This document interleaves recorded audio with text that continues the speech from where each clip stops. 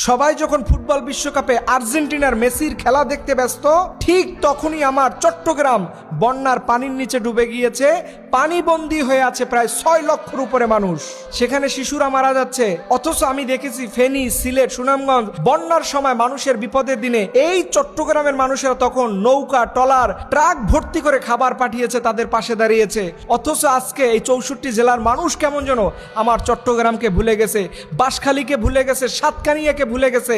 আমি বলবো চট্টগ্রামের এই বিপদের দিনে আপনার শায়েখ আহমদুল্লাহর আসুনা ফাউন্ডেশনে ডোনেট করা শুরু করুন, কারণ তারা অলরেডি চট্টগ্রামের এই বিপদগ্রস্ত মানুষের পাশে দাঁড়িয়েছে। তারা বন্যায় আক্রান্ত মানুষের জন্য ত্রাণ পাঠানো শুরু হয়েছে। আমি দেখেছি জামাত ইসলামের আমির অসুস্থ মানুষ হয়েও তিনি এই বন্যায় আক্রান্ত মানুষের বাড়ির পাশে ছুটে গিয়েছেন। অথচ আপনি চট্টগ্রামের ক্রান্তি লগ্নে বড় বড় দলের নেতাদেরকে খুঁজে পাওয়া যায় না। এই সময় আমাদের রাজনীতি ভুলে গিয়ে এই বিপদগ্রস্ত মানুষের পাশে দাঁড়াতে হবে। এছাড়া আমাদের শায়েখ মুস্তাফিজুর রহমানী তিনিও বন্যায় আক্রান্ত মানুষের জন্য অলরেডি উদ্যোগ গ্রহণ করেছে। সারা বাংলাদেশে যারাই এই চট্টগ্রামের পাশে দাঁড়াবে, টাকা দিয়ে আর্থিকভাবে সহযোগিতা করুন।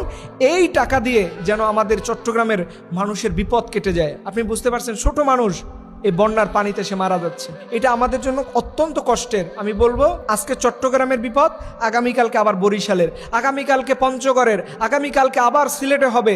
তখন আমরা যদি একজনের বিপদে আর একজন না দাঁড়াই, তাহলে আমরা কখনো অন্যের সহযোগিতা পাবো না। এর জন্য আমি বলবো আপনারা যে যতটুকু পারেন এই বিপদগ্রস্ত চট্টগ্রামকে উদ্ধার করতে আপনারা সবাই মানবতার হাত এগিয়ে দিন।